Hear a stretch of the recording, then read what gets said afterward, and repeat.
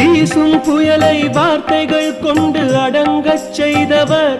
ஆனால் வீதி வீதியாய் பிச்சை எடுத்தே உணவு உண்டவர். தரையில் கீறி அணையா தீபம் ஏற்றிய வல்லவர். ஆனால் அரைகுறையாடை பக்கிரி போலே பாபா வாழ்ந்தவர். அவரவர் வணங்கும் தெய்வங்கள் போலே காட்சி கொடுத்தவர். ஆனால் அறியா சிறுவர்கள் கூட்டத்தில் சேர்ந்தே ஆடி கழித்தவர். அரைத்த மாவை அள்ளி வீசி காலரா தடுத்தவர். ஆனால் அர்த்தமின்றி கோபமாய் பேசி புதிராய் வாழ்ந்தவர்.